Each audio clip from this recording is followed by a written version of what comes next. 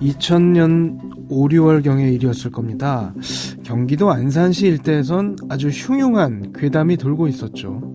괴담의 내용은 밤마다 긴 머리의 여성을 노리는 연쇄살인마가 있으니 조심해야 한다는 내용이었습니다. 어서 오세요. 저 머리 좀 자르려고요. 아이고, 이렇게 길었는데 안 아까워요? 아깝긴 한데 그래도 아가씨도 그 소문 때문에 그렇구나. 머리 긴 여성만 노린다는 그놈? 네, 확실한 건 아니라지만 영 무섭고 불안해서 그냥 자르려고요. 요즘 그것 때문에 머리 자르러 오는 사람 진짜 많아. 아가씨만 그런 거 아니야. 집에도 일찍 들어가고 그래. 네, 안 그래도 조금만 늦는다 싶으면 엄마가 난리세요. 아유, 이거 뭐 불안해서 살겠나. 이 흉흉한 소식은 마치 바이러스처럼 어쩌면 바이러스보다도 더 무서운 기세로 안산 시내에 퍼져나갔습니다. 도시 전체가 그야말로 패닉이었죠. 동네마다 반상회가 열리고 밤에 홀로 외출은 가급적 삼가라는 안내방송도 이어졌습니다. 그렇다면 과연 주민들을 공포에 빠뜨린 안산 연쇄살인마 괴담은 진짜였을까요? 선배님, 드디어 그 자식 잡을 수 있을 것 같아요. 뭐? 무슨 소리야? 자세히 좀 이야기해봐. 수표요. 그 수표 말입니다. 수표? 그 자식이 사람 죽이고 훔쳐간 그 수표 드디어 썼어? 동네 구멍가게에서 썼더라고요. 지문도 확보할 수 있을 것 같습니다. 그렇습니다. 한동안 안산 일대를 불안에 빠뜨렸던 연쇄살인마 괴담은 그저 떠도는 소문이 아니었습니다. 과연 어떤 일들이 벌어졌던 걸까요? 사건 엑스파일 지금 바로 시작합니다.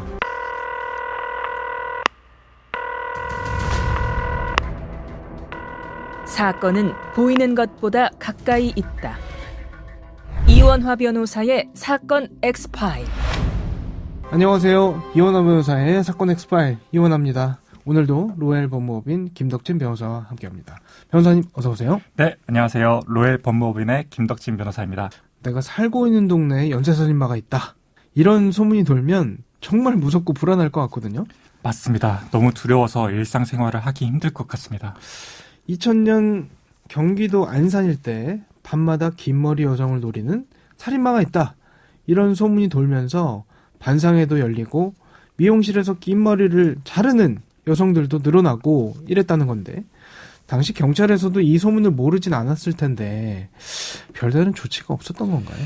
네, 당시 괴담이 퍼지기 전에 실제 발생한 사건들이 있었음에도 경찰은 괴담이 아니라고 일축했습니다.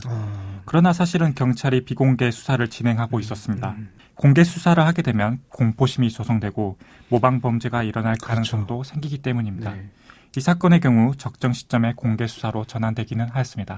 맞습니다. 사실 공개 수사로 너무 빨리 진행이 되면 범인이 종적을 감추거나 또 잡기 어려워지는 경우들도 많이 생기기 때문에 경찰에서 어떻게 보면 전략적으로 수사를 한 거라고 봐야겠네요. 네, 그렇습니다. 자, 어떤 일들이 있었을까요? 네, 2000년 4월 28일 오후 11시쯤 경기도 안산시에 사는 24세 여성 남모 씨는 회사에서 야근을 하고 귀가하던 중 집 앞 골목길에서 괴한으로부터 돌멩이로 뒤통수 및 얼굴을 총 4차례 가격당했습니다. 네.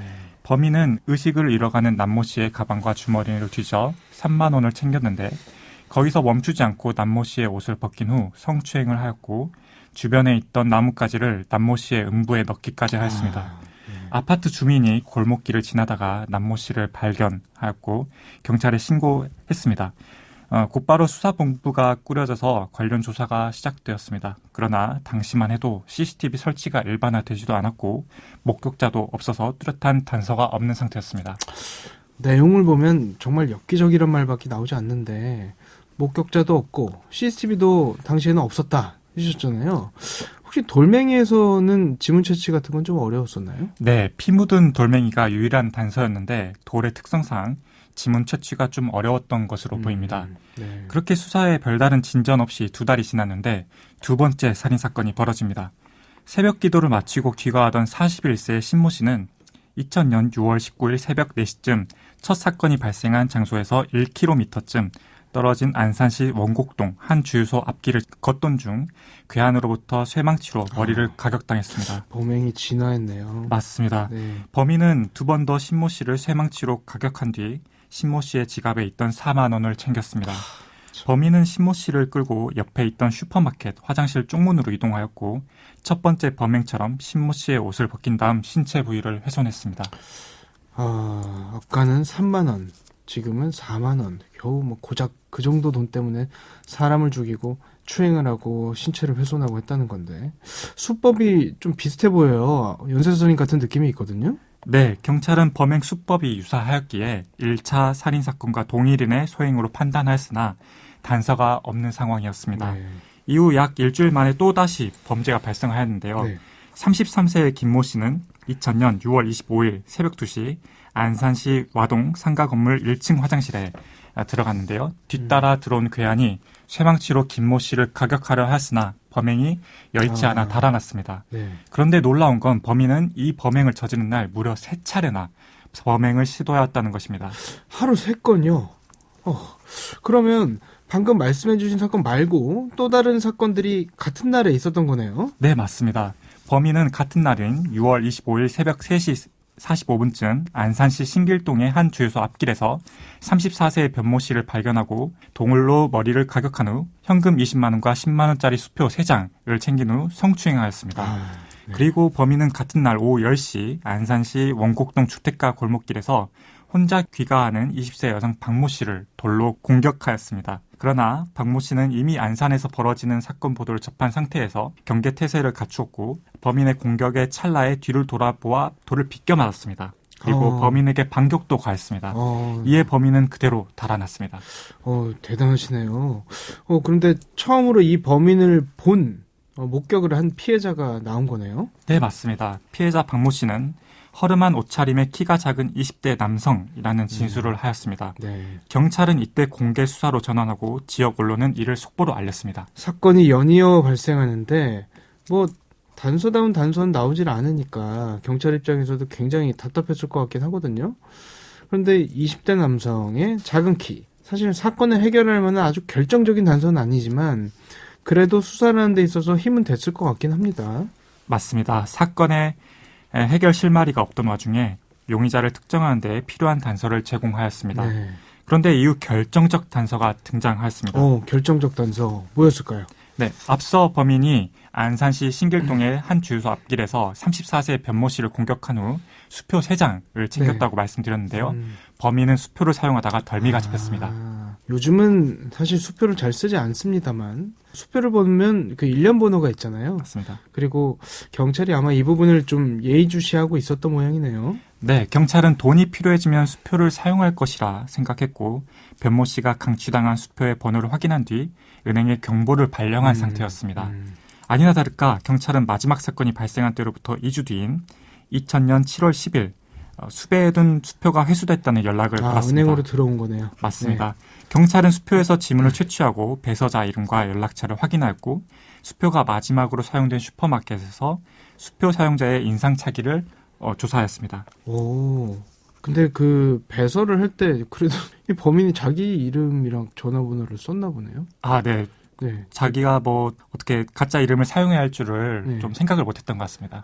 수표가 그렇게 특정될 거라는 점을 외국인이기 때문에 몰랐을 수도 있을 것 같고요. 네, 그렇습니다. 네. 용의자가 그래서 결국 특정이 됐나요? 네, 용의자는 산업연수생으로 입국했다가 도주해 불법 체류자가 된 중국인 왕 리웨이로 신원이 확인되었습니다. 네. 이 사람이 범행을 인정을 했습니까? 왜 그랬답니까? 네, 범행 일체를 자백했습니다. 왕 리웨이가 강도 행위를 저지른 이유는 불법 체류자로서 생활고가 심해졌기 때문이고 성범죄를 저지른 이유는 발기부전증으로 원만한 성생활을 하지 못한 데다가 성도차증이 있었기 때문이라고 밝혀졌습니다. 영화 추격자의 한 장면이 생각이 나기도 하네요. 네, 맞습니다. 자, 이 사람이 재판에 넘겨졌을 텐데 범행이 한 건이 아니고 굉장히 여러 건이잖아요. 네, 경찰 수사 결과 왕 리웨이는 같은 방법으로 총 11차례 11차례. 범행을 저질렀고 네. 2명을 살해하고 9명에게 중상을 입힌 것으로 드러났습니다. 왕 리웨이는 2건의 강도살인, 8건의 강도살인 미수로 기소되었고 검찰은 사형을 구형했습니다. 네. 심신미약 주장했다는 이야기가 있던데 연쇄살인을 해놓고 심신미약이라는 게 잘 이해는 안 돼요.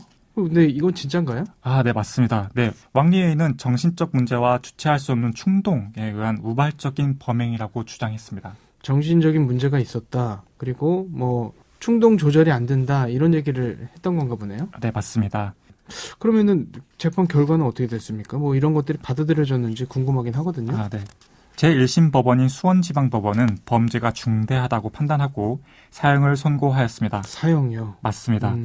왕리웨이는 항소하였으나 이 제2심 법원은 항소를 기각했고 이에 왕리웨이는 상고하였으나 대법원은 상고를 기각하여 사형이 확정되었습니다.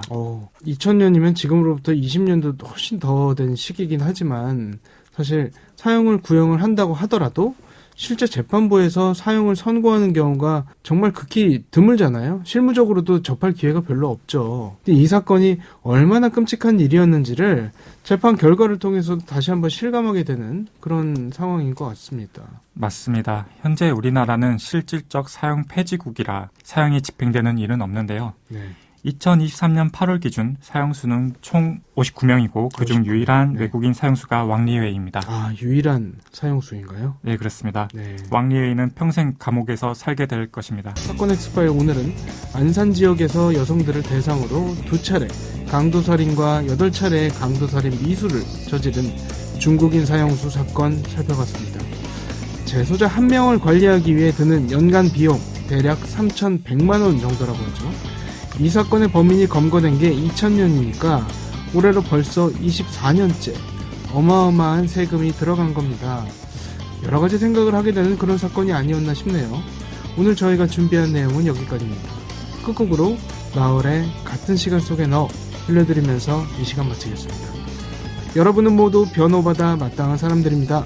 사건 엑스파일. 여러분 고맙습니다.